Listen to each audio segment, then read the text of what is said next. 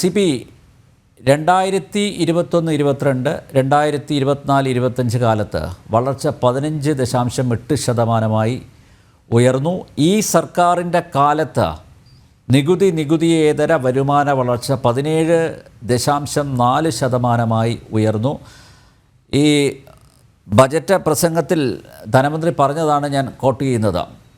സാമ്പത്തിക അവലോകന റിപ്പോർട്ട് പോലും നിയമസഭയുടെ മേശപ്പുറത്ത് വയ്ക്കാതെ സർക്കാർ സമസ്ത മേഖലകളിലും നേട്ടം കൈവരിച്ചു എന്നാണ് ധനമന്ത്രിയുടെ അവകാശവാദം. ഇതൊക്കെ തള്ളണോ കൊള്ളണോ? കണക്കിലെ കളിക്കപ്പുറത്ത് ഈ ബജറ്റിൻ്റെ സവിശേഷതകളായി ഉയർത്തിക്കാട്ടാവുന്ന വല്ലതുമുണ്ടോ CP ജോൺ?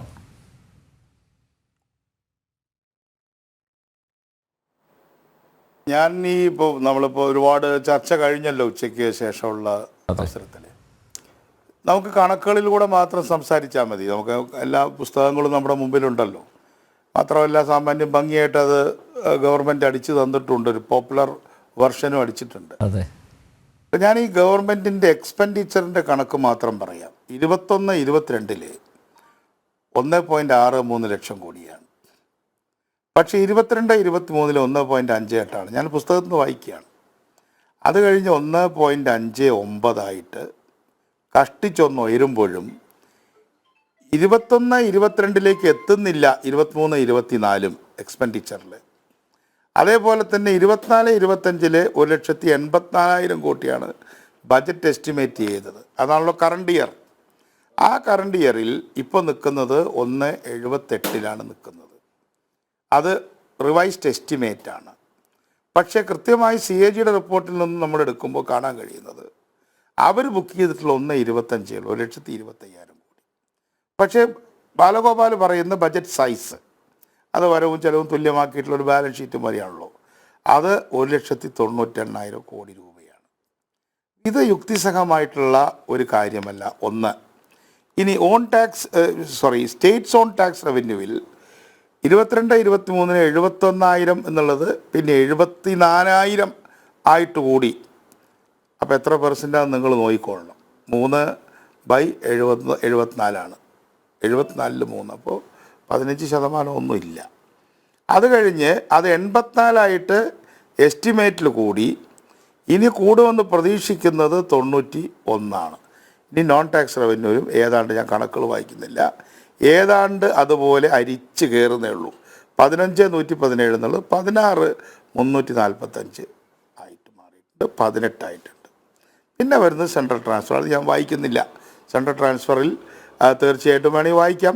45,63 എന്നുള്ളത് 41,691 ഞാൻ പറയുന്നത് 2022-23 45, 22-23-24 33, പിന്നീട് 24-25 35, പിന്നെ ഇപ്പോൾ എക്സ്പെക്റ്റ് ചെയ്യുന്നത് 41,691. ഇതാണ് യാഥാർത്ഥ്യം. ഇതാണ് ബജറ്റിൻ്റെ കണക്ക്. പുസ്തകം മാത്രമാണ് ഞാൻ വായിക്കുന്നത്. ഇത് ആണ് എക്സ്പെൻഡിച്ചർ പാറ്റേണിൽ നമ്മൾ യാതൊരു മുൻഗണനയില്ല. പക്ഷേ ഒരു വാക്ക് പറഞ്ഞ് നിർത്താം. ഇവിടെ ബജറ്റിൽ കാണിച്ചിട്ടുള്ള ഏറ്റവും വലിയ, ഞാൻ വഞ്ചന എന്നുള്ള വാക്കൊന്നും സാധാരണ ഉപയോഗിക്കുന്നതല്ല പൊതുമണ്ഡലത്തിൽ. പക്ഷേ ഈ ബജറ്റ് പ്രസംഗത്തിൻ്റെ 3-ാം ഭാഗം 74-ാം പേജ് 249-ാം ഖണ്ഡികയിൽ അദ്ദേഹം പറഞ്ഞിരിക്കുകയാണ്, സംസ്ഥാന പദ്ധതി വിഹിതം മുൻവർഷത്തെ 30,370 കോടി രൂപയിൽ നിന്നും 32,500 കോടി രൂപയെ വർദ്ധിപ്പിക്കുന്നു. ഡിക്ലറേഷനാണ്. മൊത്തത്തിൽ കൂടുമ്പോൾ 41 അത് ബാധകമല്ല. സത്യത്തിൽ എത്ര കോടിയുണ്ട്? 30,370 കോടി എന്നുള്ളത് ഞാൻ കൃത്യമായി പറയാം. 17/7/2024 മുതൽ അദ്ദേഹം തന്നെ അധ്യക്ഷനായ ക്യാബിനറ്റ് സബ് കമ്മിറ്റി അത് വെട്ടിക്കുറയ്ക്കാൻ തുടങ്ങി. ഈ സമയമായപ്പോഴേക്കും, ഫെബ്രുവരി ആയപ്പോഴേക്കും 50% പ്ലാൻ കട്ട് ചെയ്തു. ഔദ്യോഗികമായി എക്സിക്യൂട്ടീവ് ഓർഡറിൽ കൂടെ കട്ട് ചെയ്തു. പട്ടികജാതിക്കാർക്കാണല്ലോ ഏറ്റവും കൂടുതലൊരു നമ്മൾ മാറ്റിവെക്കുന്ന, അവരുടെ ഫണ്ടിൽ തുടരുമെന്ന് പറയുന്നത്. 3,000 കോടി എന്നുള്ള 1,500 കോടി പോലും ഇല്ല. പഞ്ചായത്തിന് 7,500 കോടി കൊടുത്തു എന്നുള്ളത് 3,000 കോടി കൊടുത്തിട്ടില്ല പഞ്ചായത്ത് രാജിന്. എന്ന് പറഞ്ഞാൽ 30,000 കോടിയുടെ പ്ലാൻ കഴിഞ്ഞ ഇവിടെ നിയമസഭ പാസ്സാക്കിയത് 15,000 കോടിയായിട്ട് സിസ്റ്റമാറ്റിക്കായി വെട്ടിക്കുറച്ച മന്ത്രി പറയുകയാണ് 30,370 ഞാൻ 32,500 ആക്കുന്നു. വഞ്ചനാപരമല്ലേ ആ സ്റ്റേറ്റ്മെൻറ്റ്? അതിനിടയിൽ ഒരു വരി ഞങ്ങൾക്ക് വെട്ടിക്കുറയ്ക്കേണ്ടി വന്നു. ഈ കാര്യം മുഖ്യമന്ത്രി സൂചിപ്പിച്ചിരുന്നു. 300 നമ്പർ വകുപ്പിൽ കൂടി അല്ലെങ്കിൽ സെക്ഷൻ 300 കൂടി സ്റ്റേറ്റ്മെൻറ്റ് നടത്തിയിരുന്നു എന്നെങ്കിലും പറയാതെ ഇത് കേൾക്കുന്നവരെ സംബന്ധിച്ച് ഇതൊന്നും ആർക്കും ഇതിൻ്റെ ഫിഗറൊന്നും അറിയില്ല എന്നാണോ വിചാരിക്കുന്നത്? അപ്പം അതുകൊണ്ട് ഈ പദ്ധതി വിഹിതം 15,000 കോടി രൂപ വെട്ടിക്കുറച്ചു. ഇത് ഒരു വഞ്ചനാപരമായ സമീപനമാണ്. സത്യസന്ധത ഇല്ലായ്മയാണ് ഈ ബജറ്റിൻ്റെ മുഖമുദ്ര എന്നാണ് എനിക്ക് പറഞ്ഞു വയ്ക്കാനുള്ളത്. CP, ഞാൻ നേരത്തെ പറഞ്ഞതുപോലെ ഈ ശതകോടികളുടെയും സഹസ്രകോടികളുടെയും പദ്ധതികൾ പ്രഖ്യാപിച്ചിട്ടുണ്ട്. പക്ഷേ ഇതിനൊക്കെ എവിടെ നിന്നാണ് CP പണം? മാത്രമല്ല, കഴിഞ്ഞ ബജറ്റ് പരിശോധിച്ച് കഴിഞ്ഞാൽ അതിലും ഇതുപോലുള്ള പ്രഖ്യാപനങ്ങളൊക്കെ നമ്മൾ കണ്ടതാണ്.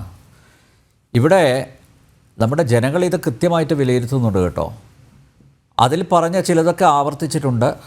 മാത്രമല്ല, അക്കമിട്ട് നിരത്തിയിട്ടുണ്ട്. പല പ്രഖ്യാപനങ്ങളും അത് ജലരേഖയായി മാറിയിരിക്കുന്നു. അതിനെക്കുറിച്ചൊരു പരാമർശം പോലുമില്ല. മാത്രമല്ല CP, പ്രോഗ്രസ് റിപ്പോർട്ട് കാണിക്കേണ്ടതല്ലേ അല്ലേ? കഴിഞ്ഞ ബജറ്റിൽ ഞങ്ങൾ ഇതൊക്കെ പറഞ്ഞു, ഇത്രയും കാര്യങ്ങൾ നമ്മൾ അത് യാഥാർത്ഥ്യമാക്കി അല്ലേ? യാഥാർത്ഥ്യമാക്കി അത് ജനങ്ങളുടെ മുന്നിൽ അവതരിപ്പിക്കണ്ടേ? അല്ലെങ്കിൽ ഇത് ഈ കണ്ണിൽ പൊടിയിടുന്ന പോലെ പറയണ്ടേ? കണ്ണിൽ പൊടിയിടുന്നത് പോലെയല്ലേ? അതാണ് എൻ്റെ സിമ്പിൾ ക്വസ്റ്റ്യൻ. അതാണ് 30,370 എത്ര ശതമാനം? ഇപ്പോൾ 90 മതി, 80 മതി, 85 മതി, ഒക്കെ സ്വാഭാവികമാണ്. ചിലപ്പോൾ വെട്ടിക്കുറവൊക്കെ വരും. പക്ഷെ കമ്മിറ്റി ഉണ്ടാക്കി വെട്ടിക്കുറച്ച് ഇതിന് AS കൊടുക്കരുത്, അഡ്മിനിസ്ട്രേറ്റീവ് സാങ്ഷൻ കൊടുക്കരുത് എന്ന് ജൂലൈ മാസത്തിൽ പറഞ്ഞു. Q2 രണ്ടാമത്തെ ക്വാർട്ടറിൽ പറഞ്ഞിട്ട് ഇപ്പോൾ ഒറ്റ അടിക്ക് പറയാണ് ഞാനിതാ ഭയങ്കരമായി ചെയ്യാൻ പോവുകയാണ്. ഇതെനിക്ക് വളരെയധികം പ്രതിഷേധമുള്ളതാണ്. അതേപോലെ തന്നെ വരുമാനത്തിന് ചെറിയ വർധന ഉണ്ടായിട്ട് ഞാൻ അപ്രീഷിയേറ്റ് ചെയ്യാൻ എനിക്ക് വിഷമമില്ല. പക്ഷേ പറയത്തക്ക ഭയങ്കര വരുമാനമൊന്നുമില്ല. പ്രതീക്ഷിക്കുന്നത് 90,514 കോടിയാണ്. മൊത്തം 15,000, അതായത് നമുക്ക് 1,52,000 കോടിയുടെ ഒരു വരുമാനമാണ് അവർ പ്രതീക്ഷിക്കുന്നത്. ഞാൻ നേരത്തെ വായിച്ച സ്റ്റേറ്റ് ഓൺ ടാക്സ് റവന്യൂ മാത്രമാണ്. അത് 91,514 ആയിട്ടാണ്. കാരണം പിന്നെ നോൺ ടാക്സ് റവന്യൂ ഉണ്ട്, അതുപോലെ തന്നെ സെൻട്രൽ ട്രാൻസ്ഫർ ഉണ്ട്. അപ്പം അതുകൊണ്ട് ഈ പറയുന്ന പോലെ ഈ ടാക്സ് പിരിച്ചെടുത്തു എന്ന് പറയുന്നതിനോട് എനിക്ക് യോജിപ്പില്ല. 2, എക്സ്പെൻഡിച്ചർ 2021-22 ഒട്ടും അധികമായിട്ടില്ല. അതുകൊണ്ട് ഈ ഗവൺമെൻറ് അങ്ങേയറ്റം രോഗാതുരമായിട്ടുള്ള ഫിസ്ക്കൽ ഹെൽത്ത് ഇൻഡെക്സ് കൊണ്ട് നീതി ആയോഗ് പറഞ്ഞു. ആ ഫിസ്ക്കൽ ഹെൽത്ത് ഇൻഡെക്സിൽ താഴെ നിൽക്കുന്ന 4ാം കള്ളിയിൽ നിൽക്കുന്ന 4 കള്ളികളായിട്ട് തിരിച്ചിട്ടുള്ള 4ാം കള്ളിയിൽ നിൽക്കുന്ന ഒരു സ്റ്റേറ്റായിട്ട് തുടരുകയാണ്. അതിൽ സെൻറ്ററിൻ്റെ കയ്യിൽ നിന്ന് കുറച്ചുകൂടി പൈസ കിട്ടേണ്ടിയിരുന്നില്ല വെച്ചാൽ ഒരു കാര്യം ഞാൻ അപ്രീഷിയേറ്റ് ചെയ്യുന്നു KN ബാലഗോപാലിനെ. അദ്ദേഹം 16ാം ധനകാര്യ കമ്മീഷൻ്റെ ആളുകളോട് വന്നപ്പോൾ കേരളത്തിലെ പ്രതിപക്ഷ നേതാവും കൺവീനറും അദ്ദേഹത്തോടൊപ്പം ഞാനും ഉണ്ടായിരുന്നു. ഞങ്ങൾ പോയി കൊടുത്ത മെമ്മോറാണ്ടത്തെ എങ്കിലും അപ്രീഷിയേറ്റ് ചെയ്തതിൽ എനിക്ക് അദ്ദേഹത്തോട് നന്ദിയുണ്ട്. എന്തായാലും ഞങ്ങളെ സംബന്ധിച്ചിടത്തോളം ഈ ബജറ്റ് ദയനീയമായിട്ടുള്ളൊരു ബജറ്റാണ്. ഇതൊരു നല്ലൊരു പ്രസംഗം പോലും ആയില്ല. അല്ല, കൊല്ലം ജില്ലയെ പ്രത്യേകം പരിഗണിച്ചിട്ടുണ്ട് പുള്ളി. എന്തായാലും അതെങ്കിലും ചെയ്തു. കൊട്ടാരക്കരയിൽ നിന്നുള്ള പ്രതിനിധി ആയതുകൊണ്ട് ആ ഒരു സ്നേഹം കാണിച്ചിട്ടുണ്ട്. ഞാൻ ഇന്ന് കൊടുത്ത സ്റ്റേറ്റ്മെന്റിൽ പറഞ്ഞത് അവിടെ ബീഹാറാണെങ്കിൽ ഇവിടെ കൊല്ലം. കൊല്ലത്തോട് പുനലൂർ വരെ കാണിച്ചിട്ടുണ്ട്.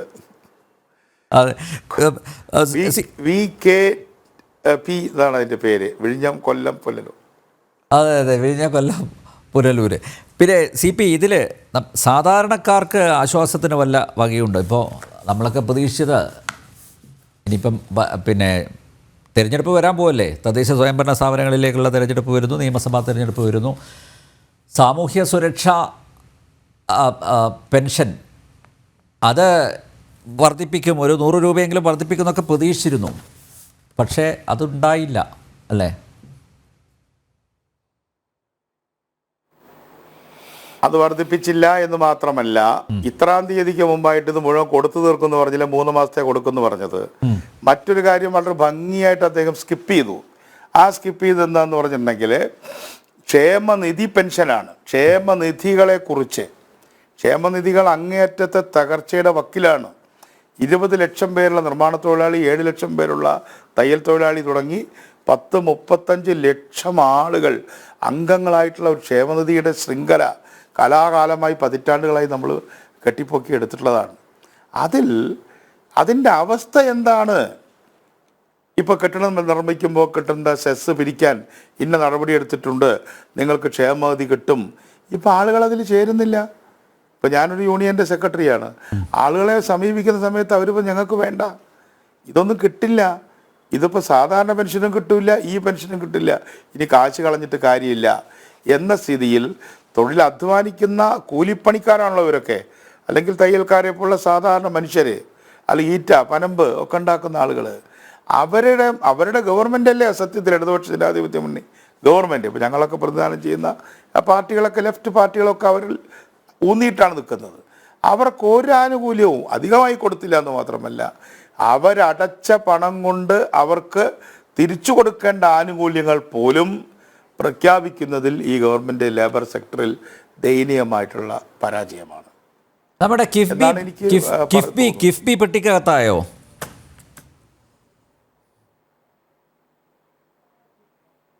കിഫ്ബി ഡൈഡ് യങ് എന്നാണ് ഞാൻ ഒരു ചർച്ചയിൽ പറഞ്ഞത്. കിഫ്ബി ചെറുപ്പത്തിലേ മരിച്ചുപോയി.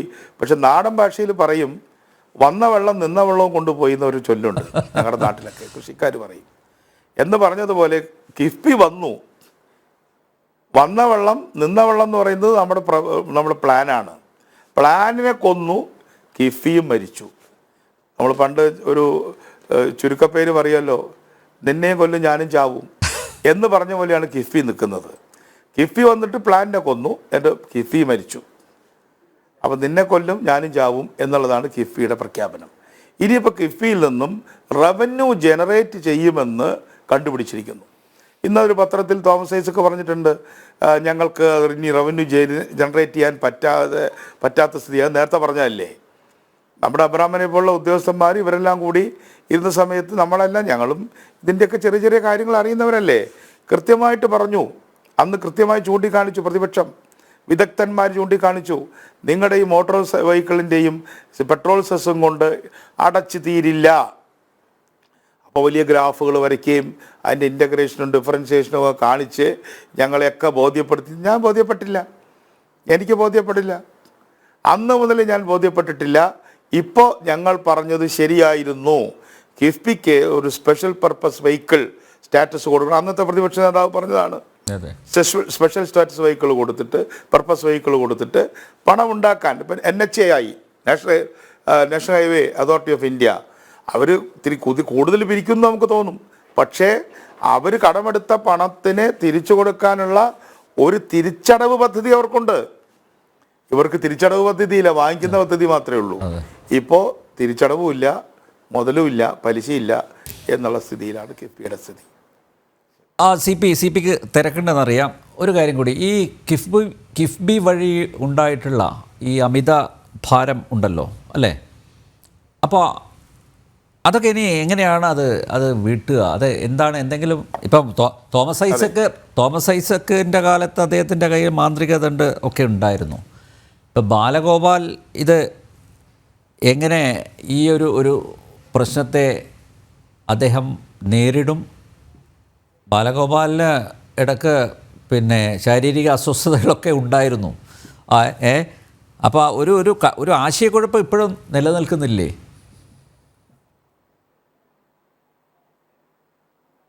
ഈ കാര്യത്തിൽ തോമസ് ഐസക്കിനേക്കാളും ഭേദം ബാലഗോപാലാണ്.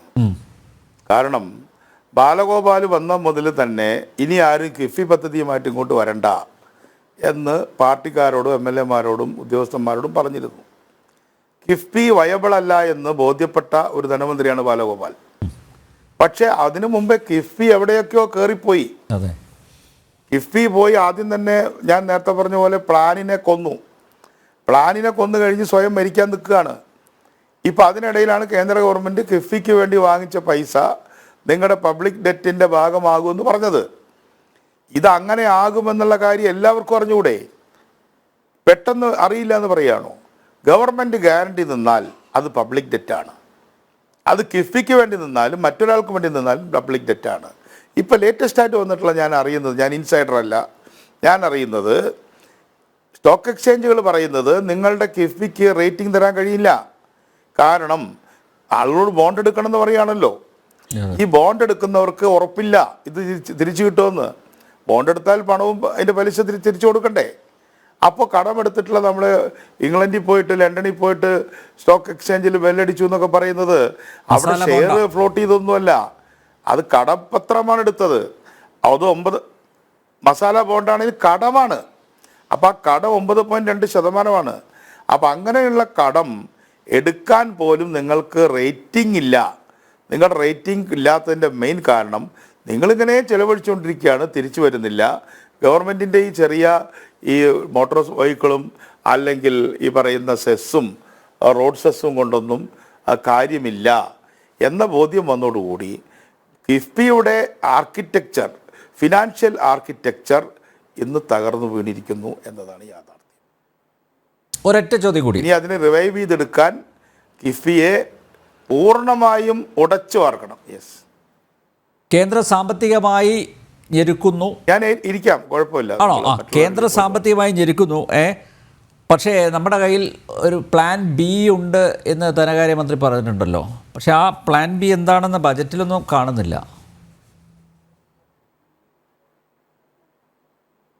ആ പ്ലാൻ ബി ആണ് നോ പ്ലാൻ. ഞാനത് ആദ്യമേ പറഞ്ഞാൽ പ്ലാൻ ബി അല്ല, നോ പ്ലാൻ. പദ്ധതി വെട്ടിക്കുറയ്ക്കുക എന്നതാണ് പ്ലാൻ. അത് ചെയ്തല്ലോ. അതെ അതെ, അത് ഭംഗിയായിട്ട് നിർവഹിച്ചല്ലോ. അതുകൊണ്ട് ഇനിയിപ്പോൾ 15,000 കോടി ആ വകയിൽ കിട്ടിയില്ലേ? അതുകൊണ്ട് ഇപ്പോൾ ഈ പ്ലാനിൽ 2 തരം കാര്യങ്ങളുണ്ട്. ഒന്ന് ഓൺഗോയിങ് പ്ലാനുണ്ട്, ഒന്ന് ഓൺഗോയിങ് പ്രോജക്റ്റുകളുണ്ട്, പിന്നെ ഒന്ന് പുതിയ പദ്ധതികൾ. പുതിയ പദ്ധതി എന്ന് പറയുന്ന പ്ലാൻ എന്ന് പറയുന്ന ആ സ്പേസ് ഇല്ലാതായിട്ട് എത്രയോ വർഷങ്ങളായി. ഓൺഗോയിങ് മാത്രമേ ഉള്ളൂ. ഇപ്പോൾ ഇനി ഓൺഗോയിങ്ങും ഇല്ല, എല്ലാം വെട്ടിക്കുറച്ചു. അതുകൊണ്ട് കിഫ്ബി ഡൈഡ് യങ്. ഇനി അതിനെ പൊളിച്ചെഴുതി എന്തെങ്കിലും ചെയ്യാനേ പുതിയ ഗവൺമെൻറ് വന്നാൽ ചെയ്യാൻ കഴിയുള്ളൂ.